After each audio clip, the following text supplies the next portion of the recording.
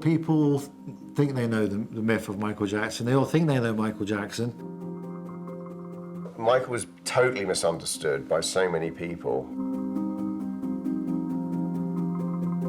I think there's this huge stigma attached to anybody who's a little bit different than someone else. Would you like to say a few words to your fans, Michael? Anything else? Happy to be here. How does it feel to be meeting the royalty tonight?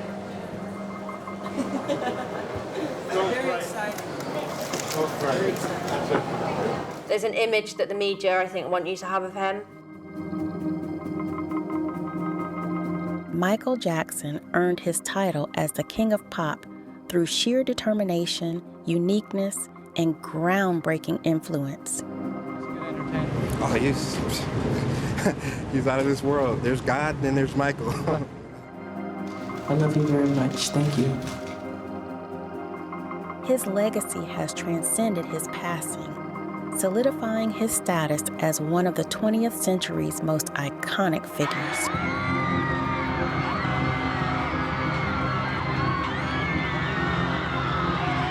One of the greatest artists of all time, Jackson's impact on the world is undeniable.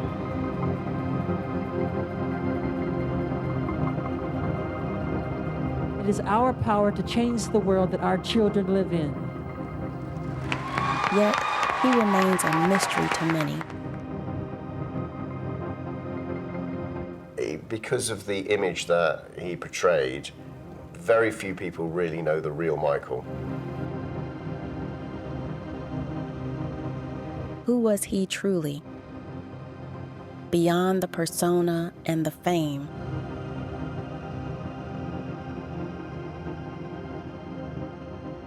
who was the soul behind the King of Pop?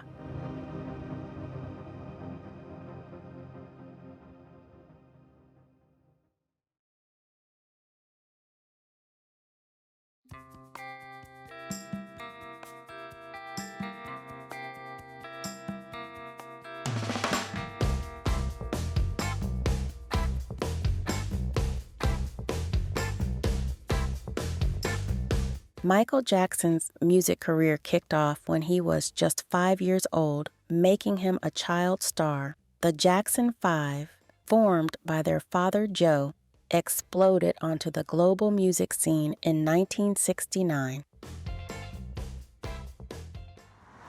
However, life behind the scenes was far from glamorous.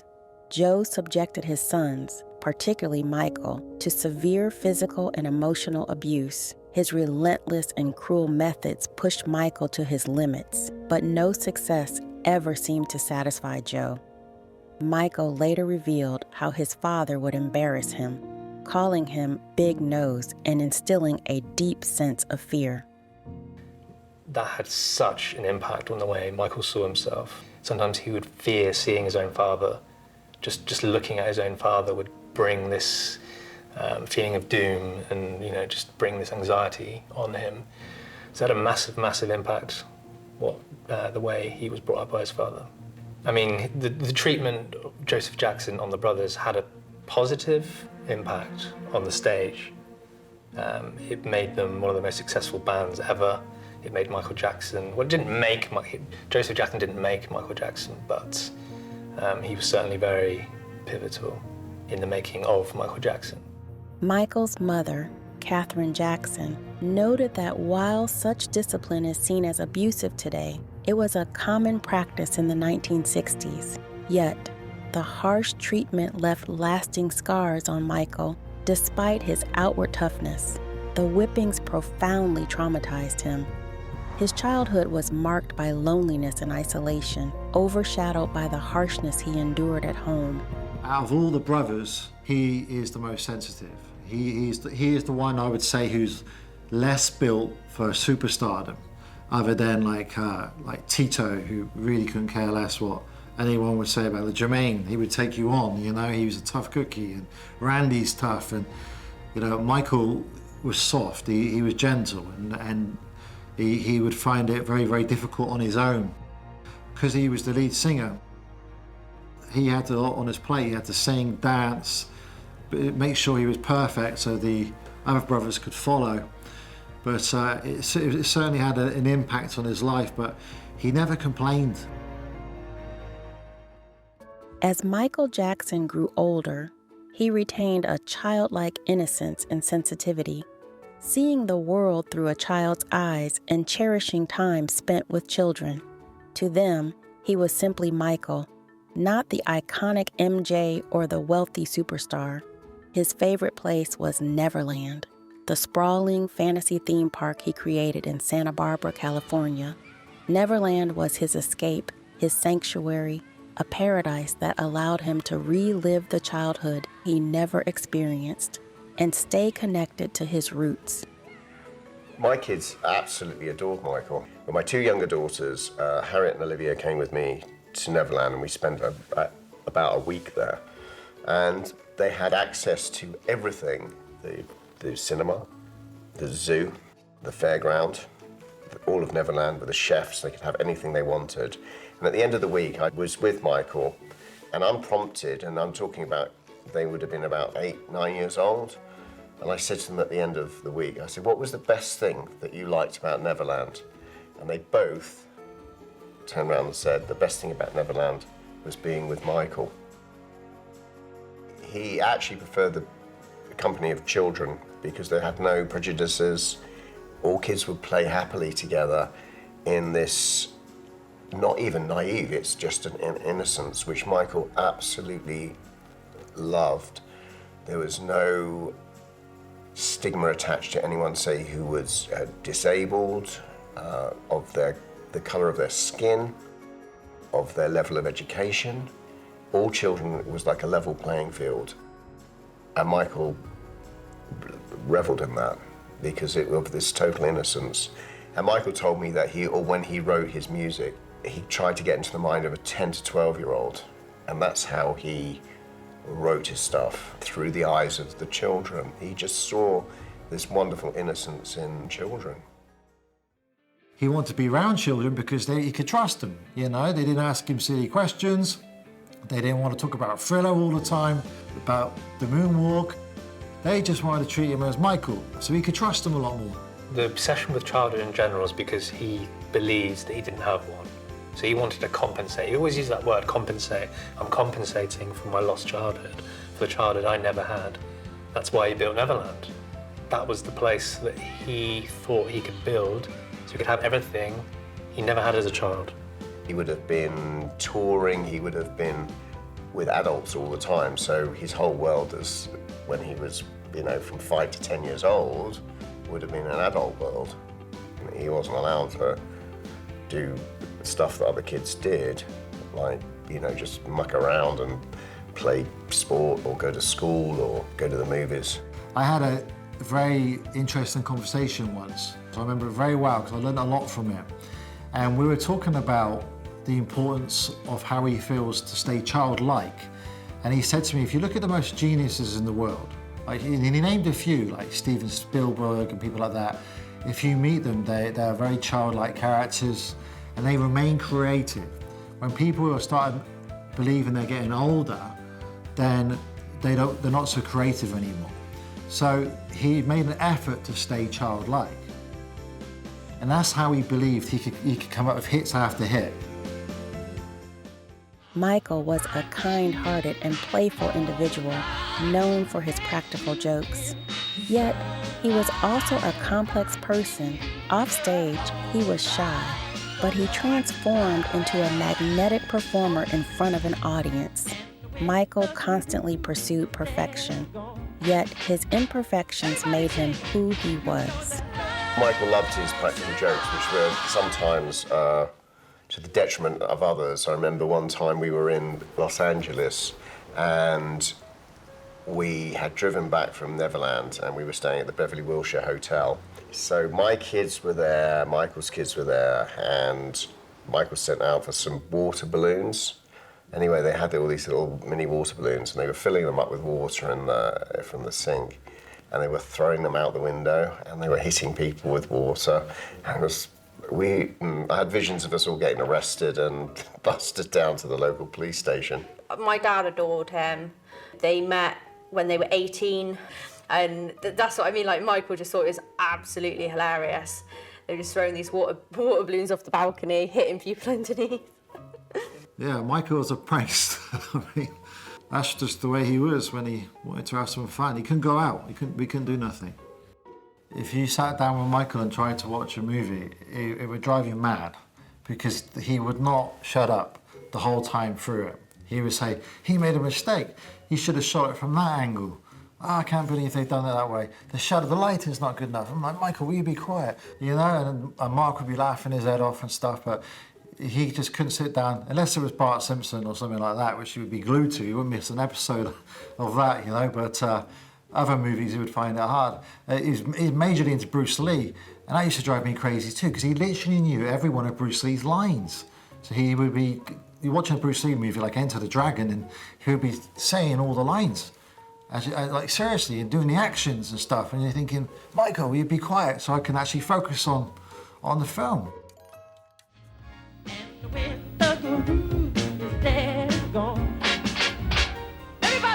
Michael was completely different when he was on stage.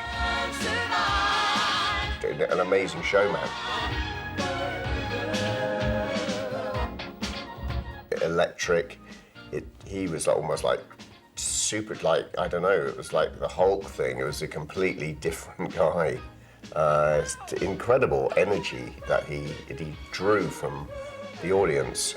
And when Michael was on his own or with us privately, he was just very quiet. Not insular, but just a very mild-mannered, very quietly spoken guy.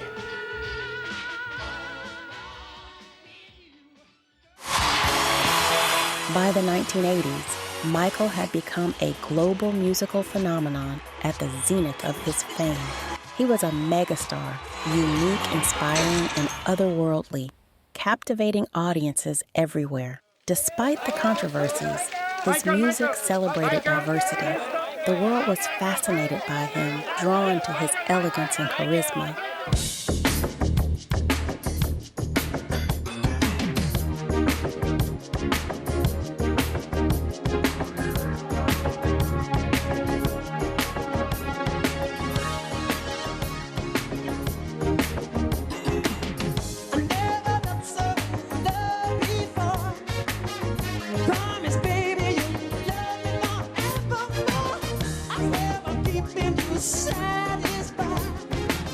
I think to summarise it, he's probably the most talented musician of all time, the most famous person of all time, who was also seen by many people, and probably the people that matter most to Michael, as being one of the nicest people that's ever lived, they've ever met.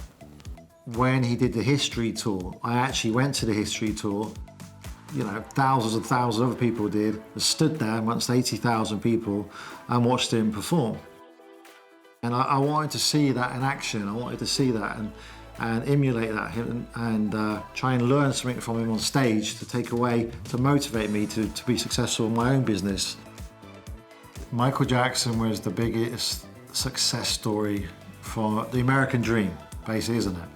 Where he's gone from nothing, rags to riches, to the most famous man in the world. I remember once they did a survey, and Michael got to hear about it, and he was smiling from ear to ear. He was so happy. And they were showing people pictures in New York of the current president at the time. And they were showing pictures of Michael Jackson. And they did a survey, who's the most recognizable, and it was Michael Jackson. And he was just over the moon, you know, by the whole thing. Michael redefined music and performance. From the electrifying beats of Billie Jean to the timeless anthem Thriller, his innovative sound and iconic dance moves captivated the world.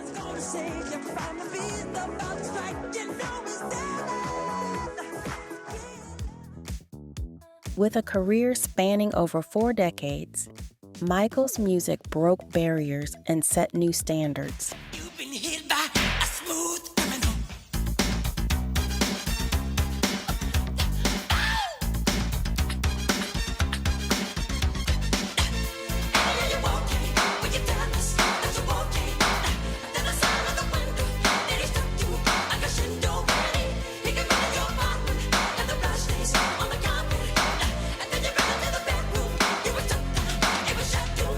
Michael Jackson wasn't just a creator of iconic music, he was also a passionate listener. His diverse taste in music fueled his creativity, drawing inspiration from various genres and artists. Mike was very in touch with music. I mean, he was always listening to the latest stuff that was coming out. I mean, he had deliveries coming up to Neverland of all the recent stuff that was coming out. He would listen to absolutely everything that was in like the top 100 because he wanted to have a finger on, what was going on. This deep appreciation for music not only shaped his legendary sound, but also connected him to fans worldwide.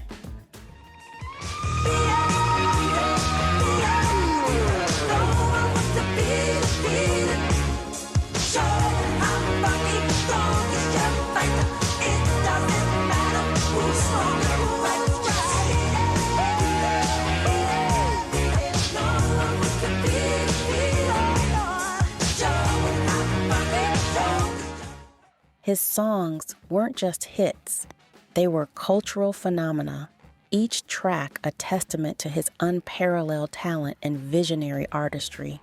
He's been in business 24 years now. I guess it was 14 when we first got together. He's the man of the 80s. Definitely. Maybe the 90s too. Michael Jackson was not just a brilliant performer, he was also an extraordinary humanitarian. In 2000, he was recognized by the Guinness Book of World Records as the most philanthropic pop star in history. His generosity and kindness knew no bounds. He dedicated much of his life to helping people with mental and physical health issues, especially disadvantaged children, and supporting the homeless. He spent countless hours in hospitals, lifting the spirits of those in need. His philanthropy extended to education rights, ecological causes, and refugee support. He would turn up unannounced. The kids had no idea. He would have a sack full of toys, and he would go in, meet the kids, leave. And there was no big deal about it. Michael used to just do this off his own bat, and he'd probably do hospital visits at least once a month. He used to have loads of kids come up to Neverland, and he used to bust them in, and sometimes Michael wasn't even there. These kids, they're usually sick kids, sometimes kids from poor backgrounds, would come in and they were escorted like a school trip to Neverland, and they were just, it was just a great treat for these kids to come up, obviously, to spend time at Michael Jackson's place. In 1988, Michael donated $450,000 to Charles and Diana for the Princesses Trust, a charity supporting disadvantaged children. His foundation, Heal the World, aimed to assist those in need globally and conveyed a powerful message to parents and adults about their responsibility to make the world a better place for future generations. This message was echoed in his inspirational song, Man in the Mirror.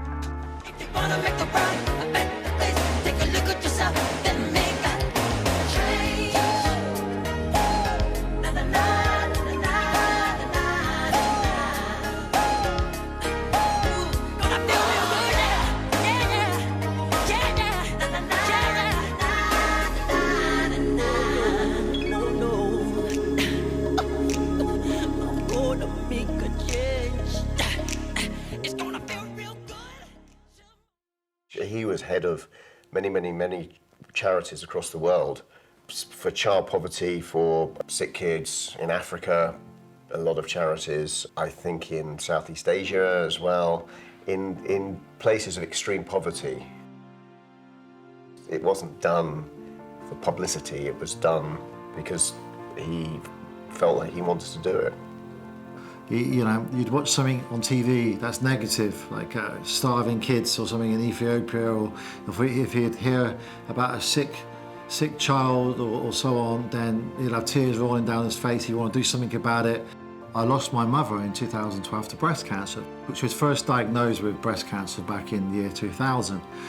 I told Michael about it, and I didn't really expect him to react too much about it at the time. Straight away he said, "Get me her phone number," and he called her there and then in front of me.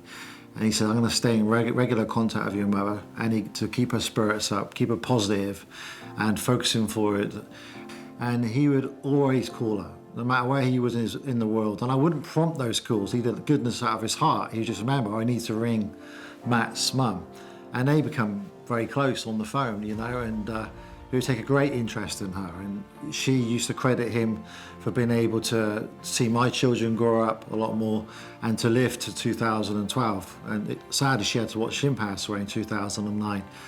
But a very caring man. His charity work is unreported, and it's one of the things that really gets to me. He actually did a tour once, he told me, and he donated all of his personal profits from that tour to a charity. He didn't take anything himself. Imagine that, going all around the world, performing like he does, the energy he does, and singing and dancing, 3 or 4 hours a night, all the jet lag, and not earning a penny from it. And he said he was put on earth to make music, entertain, and give back. He didn't need the public approval for what he gave away financially, and he gave away so much. Heal the Kids is about doing something about making a difference and trying to help adults and parents realize that it is our power to change the world that our children live in.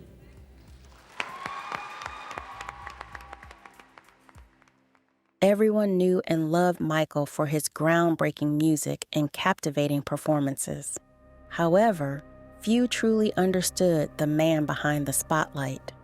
Beneath the fame and persona was a complex individual whose heart and soul were often overshadowed by his public image.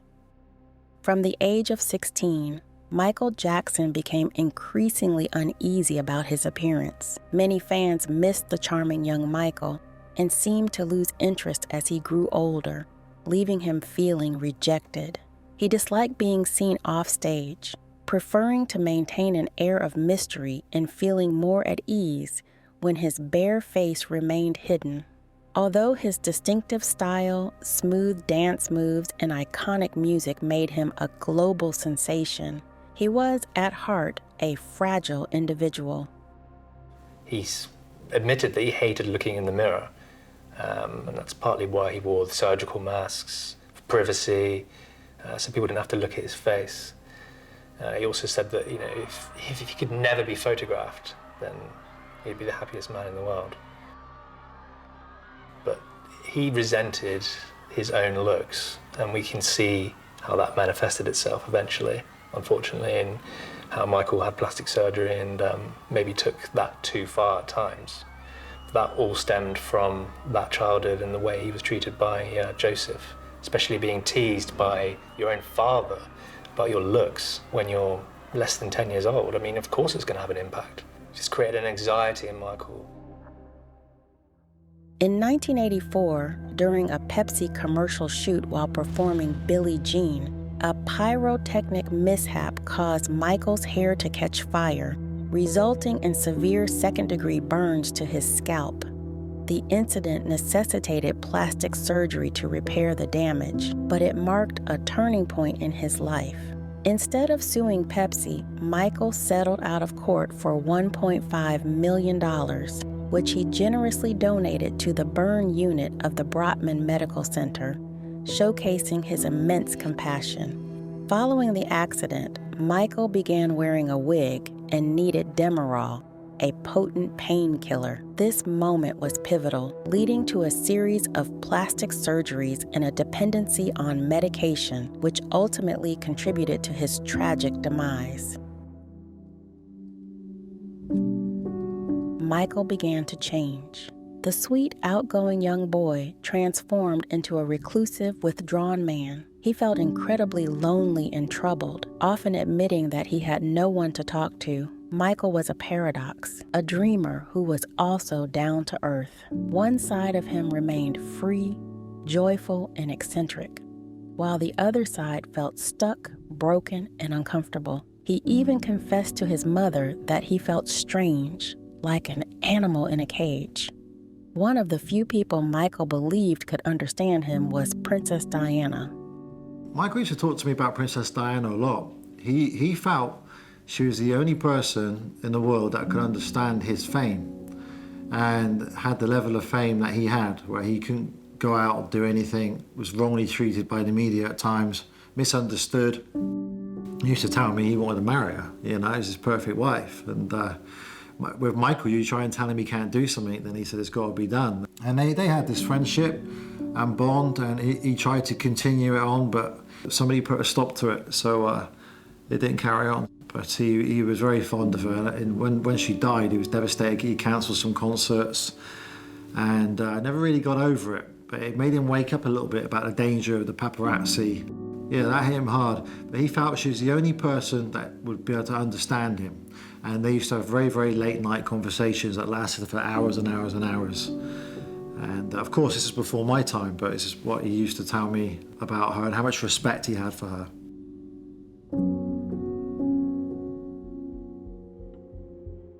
In the 1990s, Michael Jackson's appearance began to change noticeably. He started to develop lighter patches on his skin. The media quickly speculated that he was bleaching his skin to appear white, accusing him of wanting to change his racial identity. Some African-American psychologists criticized him as a lousy role model for Black youth. These assumptions gained traction, with the public largely unaware that Michael was suffering from vitiligo, a skin disease causing loss of melanin and pigmentation, making his skin sensitive to the sun. As his skin grew lighter, rumors spread, but Michael had to use light-colored makeup and skin-whitening creams to conceal the uneven pigmentation caused by the condition. The skin colour thing turned out to be true, yet no one wants to believe it. Yet it's in the autopsy report. You know, Michael had vitiligo, and that was that. He had a choice to put up with patches all over his faces or make his skin smooth out white. For a long time, he tried covering it up black. Over time, his facial structure also changed, fueling even more speculation. His nose, in particular, drew attention, leading to rumors about extensive cosmetic surgery. While it is claimed he underwent 6 procedures to alter his nose, Michael admitted to only 2, with a total of around 10 procedures overall. In June 1992, the Daily Mirror described him as hideously disfigured by plastic surgery. Although the vitiligo was beyond his control, his decisions regarding plastic surgery remained a mystery. Oh God, Michael was totally misunderstood by so many people. Because of the image that he portrayed, very few people really know the real Michael. The deeply sensitive, almost humble guy that he was.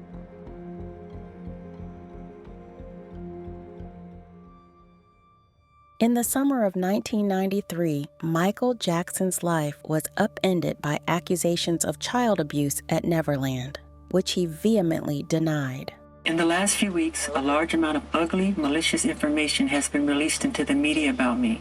The information is disgusting and false. All of Michael's accusers, it's always been about money. In '93, the civil lawsuit filed by the Jordan Chandler family and the police report, that was simultaneous. A judge ruled that the civil lawsuit would be heard first. The important one was the criminal one, because you could end up in jail. The civil one is just about money. It's not that important in the grand scheme of things. But if you're hearing the civil one first, and that could help get you in jail, Michael's team was like, the only option we've got, because the judge ruled the civil one is going to be heard first, is to get rid of it. How do you get rid of it? You have to settle. Jackson settled out of court with the Chandler family for $25 million, and with insufficient evidence, the case was closed. That made Michael look guilty. What is he hiding? Why is he paying off this family? But people don't know the ins and outs of why he was forced to make that settlement. Bottom line is, first case was about money, and once the civil lawsuit was settled for just over $20 million for the whole family, the boy got $15.3 million in a trust fund. They were like, okay, that's it, we're done. We're not going to testify against Michael Jackson anymore. Once they had their money, they said, we're not interested anymore in the criminal proceedings. If you're a mother or father, surely if something had happened, you would want Michael Jackson to be behind bars. The public humiliation branded him a criminal in the eyes of many, prompting him to adopt an even more reclusive lifestyle. He consistently maintained his innocence, feeling deeply hurt and humiliated by the allegations, describing the experience as a living nightmare. The Chandler thing made Michael angry and let down because, by being over-friendly to this boy, he was taken advantage of. I know my kids, and my daughter, she's a very smart girl, and she said that if she ever had felt the slightest bit uncomfortable in Michael's presence, she would have shouted it from the rooftops, but there was never any inappropriate behavior. Throughout his life, Michael seemed to attract people who exploited him. Many accusers later admitted they had lied for financial gain, acknowledging that he never molested them. Even some individuals close to him did not have his best interests at heart. The few friends who genuinely tried to reach out and help him found it challenging to break through his barriers. His management at that time was all over the place, different managers, different advisors. And then as the 90s progressed, Michael would affiliate himself with different business partners, or they would try and affiliate themselves with him, promise him the moon, because Michael loved movies. So any businessman that could promise Michael, we're going to make movies together, Michael would be like, yeah, great. So they'd promise him the moon and ultimately not deliver, and Michael would invest certain money and never see any of it again. It was a mess, complete and utter mess. Partly Michael's fault, but they have a duty representing him to have his best interests at heart, and they didn't. Their own interests at heart. After his marriage to Lisa Marie Presley ended in 1994, Michael Jackson had children in 1997 with Debbie Rowe, his nurse. Despite their relationship not lasting, Debbie had offered to bear his children, fulfilling Michael's long-held desire to be a father. His children became his world, and he was a devoted father. Every time we walked into the room, their faces just lit up. The kids would all immediately like a magnet go to him. They'd want to be picked up, they'd want a hug and a kiss.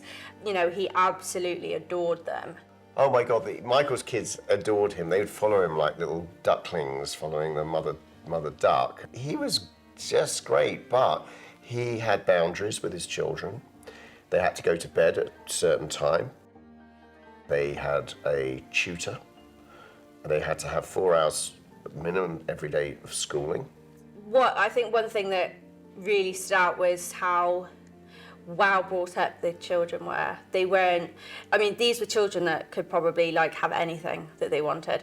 But to Michael, he obviously cared about their education. They never were bratty in their behaviour at all. They were just so polite and respectful to everyone.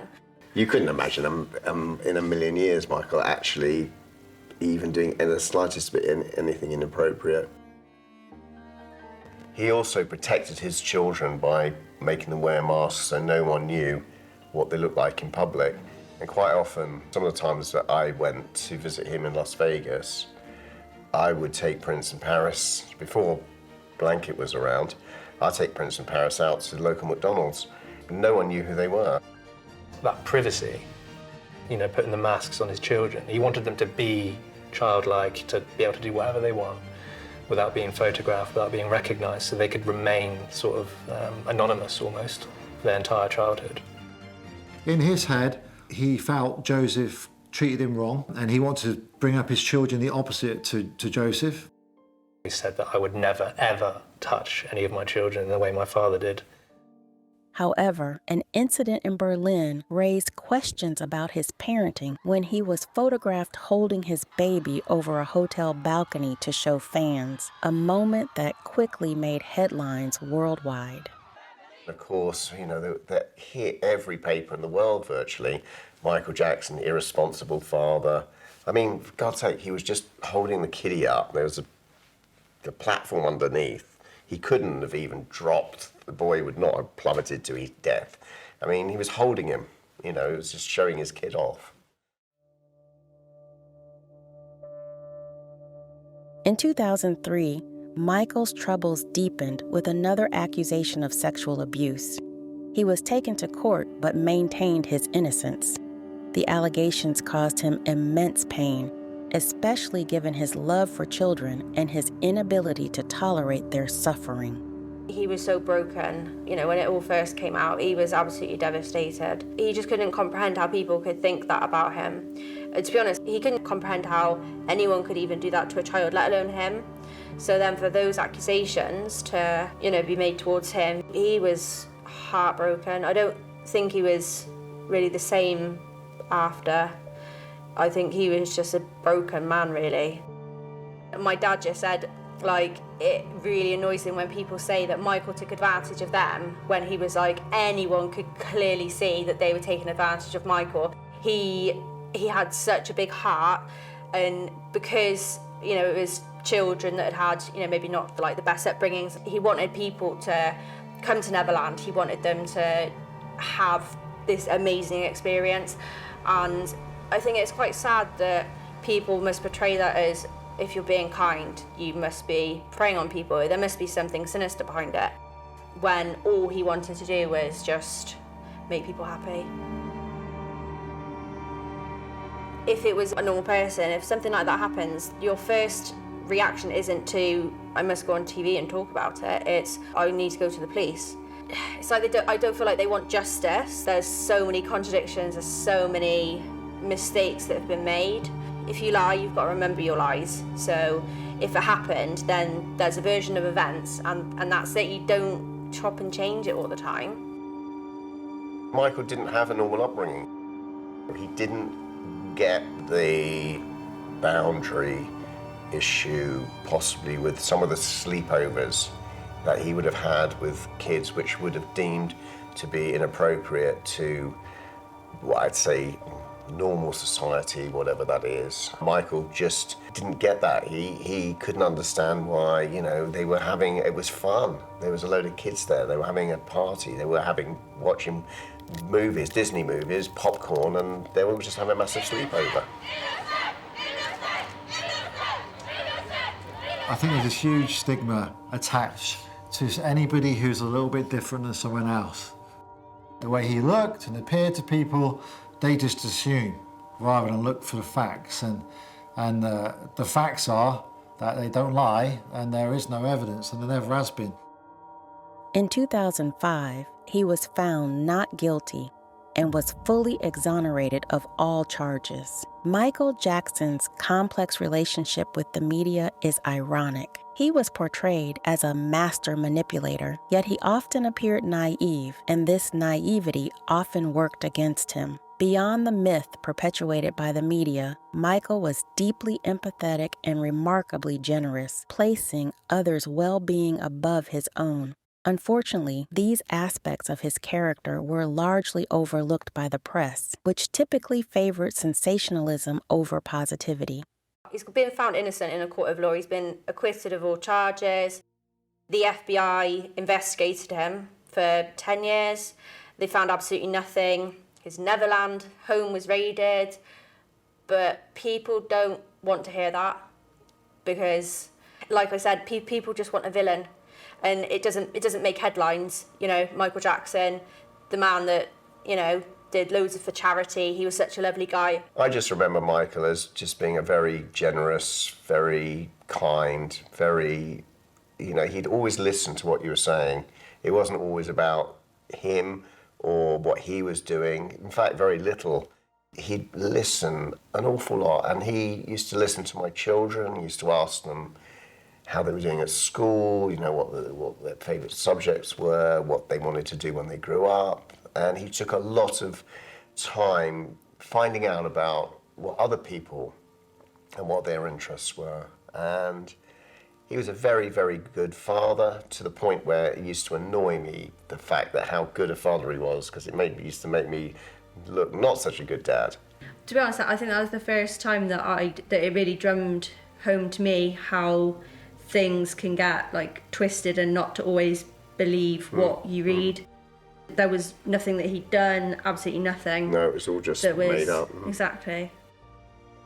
There's an image that the media, I think, want you to have of him.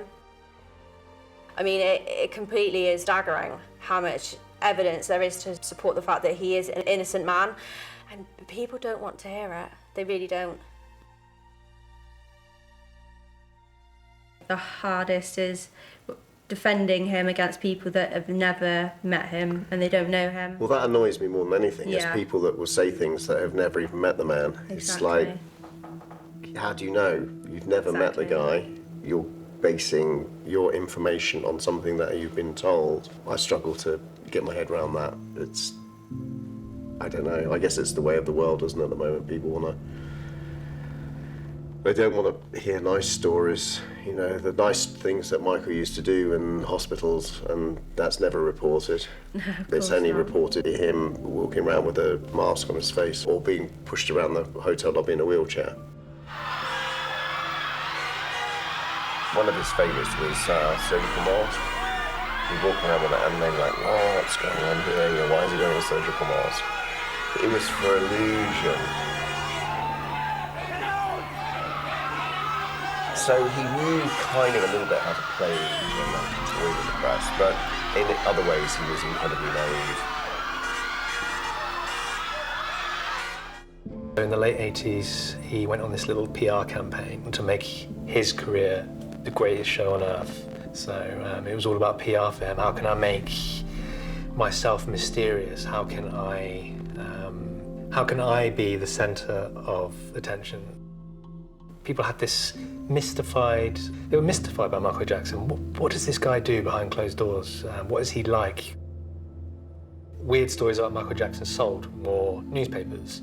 So that was the main reason. The fact that Michael was a bit eccentric helped that.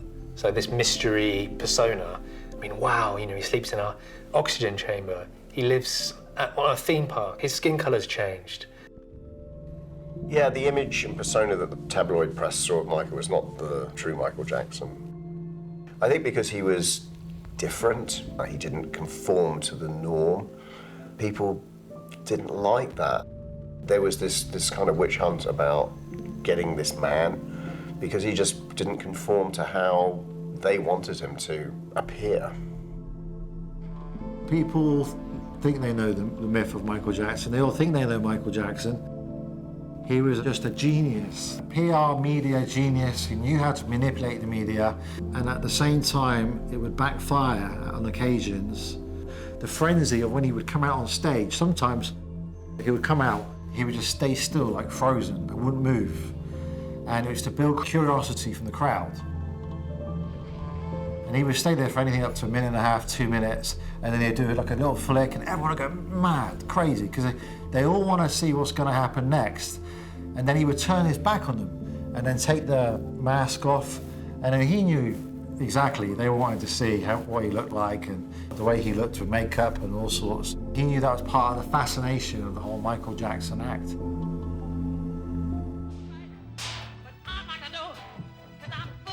Despite facing heinous allegations, Michael pressed on with his music career, touring and persevering until he could no longer bear the strain. He endured immense pressure and scrutiny, which took a toll on his physical and emotional well-being. By 2003, Michael's grasp on his own narrative began to slip. Numerous troubling accusations and stories circulated about him, over which he had little control. He became a pawn, manipulated and victimized, causing him profound pain. The whole court case drained Michael. I mean, I saw him. He wasn't eating. He was just not sleeping particularly well. We were talking to him a lot on the phone, trying to cheer him up. And it was just, it was very, very draining for him. He would be weary, he couldn't remember some of the lyrics, he couldn't do his spins, his dances. He was really, really struggling for many weeks. His relentless work ethic left him exhausted and, coupled with financial troubles and a dependence on antidepressants and sedatives, he spiraled into deeper depression and instability. And Michael started spending quite a bit of money, tens of millions of dollars on all the music videos. Although the record company would pay for it up front, Michael had to repay that through his royalties. And then he spent 35 million on redoing Neverland.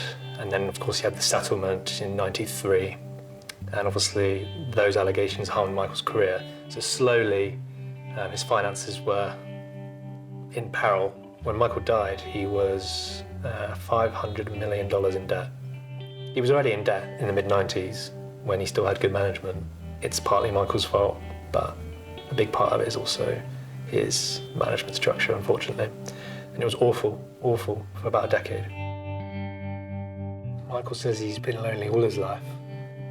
That he would struggle to make friends because he's Michael Jackson. That's one of the reasons he had child friends, because they didn't see him as the big superstar. Or if they did, they would soon forget. So Michael described himself as the loneliest man in the world on the whole planet. The immense burden of being a superstar from such a young age haunted Michael throughout his life. His self-imposed standards of perfection and the constant scrutiny took a heavy toll, contributing to his physical and emotional decline until his final days.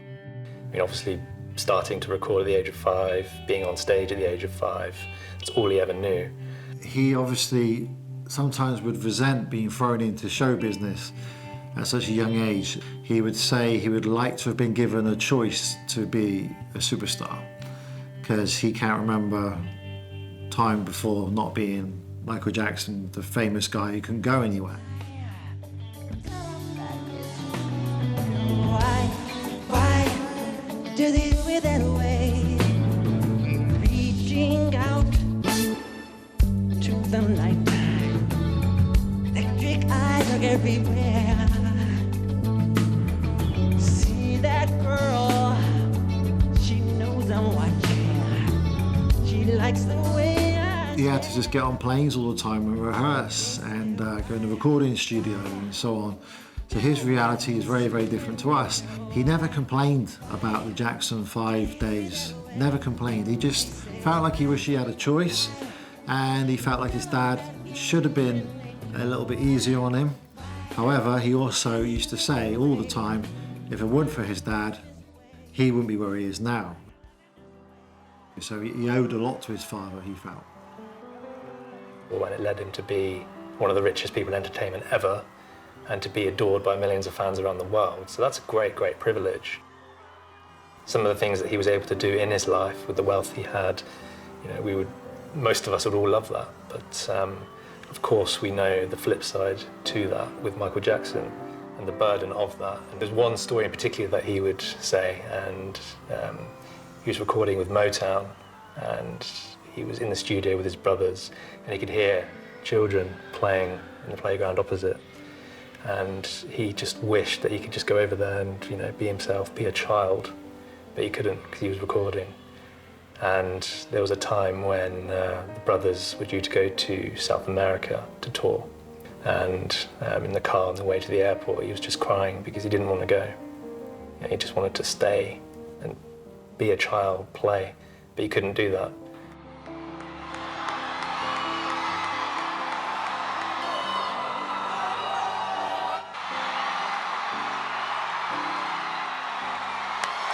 I love you. I really do. You have to know that. I love you so much. Really. From the bottom of my heart. This is it, and see you in July.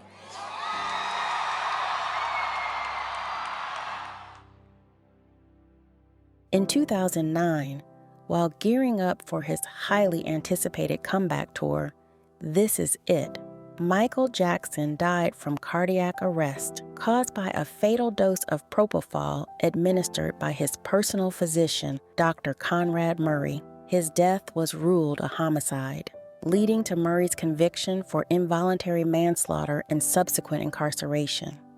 It was about 8 weeks before his death that he started using propofol. Conrad Murray obviously said yes to it. He shouldn't have, and he didn't have the correct equipment to be using that in Michael's home. So for 2 months, he was sleep deprived. He wasn't eating, he was losing weight. He just wasn't with it. And he was also having Botox and fillers done, preparing himself for getting back on stage appearance-wise. And to relieve the pain, he would be on Demerol. So he was taking Demerol and propofol at the same time for about 2 months, which is just, you're not going to be in tip-top shape. Physically, he just wasn't in the condition to be able to do 50 days. We had like over an hour-long conversation. Michael sounded like he was drunk, or he was, well, I guess he was drugged, but he just didn't sound right. Worryingly not right. When people leave the show, when people leave my show, I want to say, I've never seen nothing like this in my life. I think Michael was possibly close to cancelling the whole tour.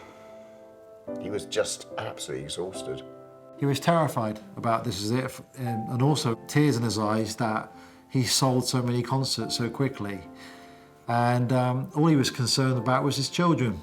And he looked at Mark and said, I don't know how the public are going to receive me after the trial. He really felt people felt differently about him after the trial. You could sense that. In fact, it was the first time too after the trial we would hear negative comments being shouted at him when we were bodyguarding him too. And he said, if anything happens to my children, Mark, you're their godparent, make sure you look after them.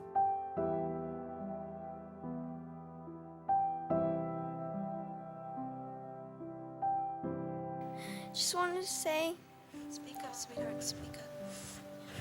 Get close. Ever since I was born, Daddy has been the best father you could ever imagine.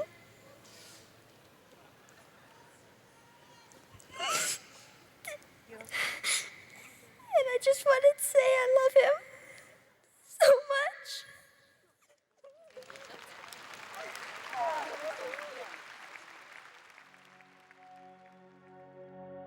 Michael's sudden death shocked the world, sparking a global outpouring of grief. His public memorial service was broadcast live, drawing millions of viewers worldwide. Even in death, Michael's legacy of generosity endured, as his will directed 20% of all future earnings from his estate to be donated to various charities. It kept changing. They were saying that he was okay, he was in a coma, and then I think one by one, everyone was confirming that he'd passed away. Yeah. And I was glued to the TV. Didn't accept it until every single channel had sort of said that they. We were just hoping that it was going to be. I was really hoping it was always like a bad practical joke. Yeah. That's what I was. We were hoping that hoping. it was actually no. He hasn't died. I was only 17 when he passed, and I think I'd love for him to be here now and just be able to have conversations with him about stuff now that I'm more aware of this, the pop icon status that he had. I miss Michael a lot. My kids miss him. They miss his kids. It's just such a shame that the man isn't around with us. He's a great loss to the world, really, but absolutely the most misunderstood man. The public need to open their minds a little bit to see that this man is a genuine guy, and you don't just wake up one day in Gary, Indiana and become the most successful man on earth. He was an intelligent, smart guy, not some comic figure that people seem to think he is, and that intelligence is not shown, and having to deal with stuff that's been dealt with. 10 years by the FBI, child services, and a trial by the hardest court in the world, by a man who really wanted to put him in jail, Tom Sneddon, and tried everything. And millions and millions of dollars trying to jail him. But he never really recovered from that. That broke his heart. He's a good entertainer. Oh, he's out of this world. There's God, and then there's Michael.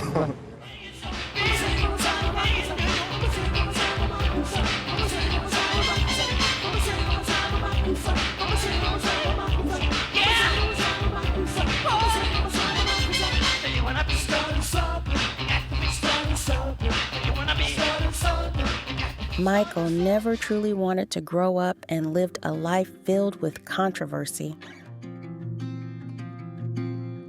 His unexpected passing left many questions unanswered. Questions that might never find resolution.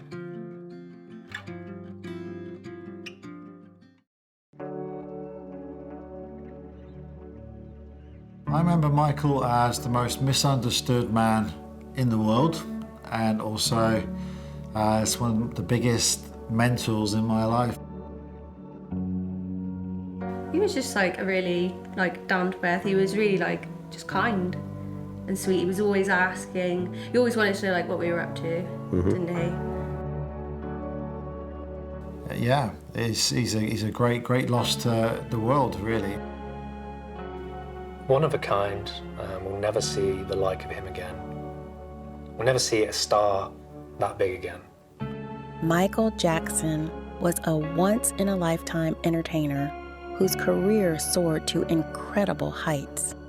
Yet, despite his success, he grappled with personal issues that severely impacted his health. Falling into the wrong hands, he never received the support he truly needed. The most talented musician of all time, the most famous person of all time, who was also seen by many people, and probably the people that matter most to Michael, as being one of the nicest people that's ever lived, they've ever met. He was the kindest, most loving person, father, friend, godfather that you could probably ever hope to meet. I miss Michael a lot. I miss him a lot, and my kids miss him. They miss his kids, and it's just such a shame that the man isn't around with us.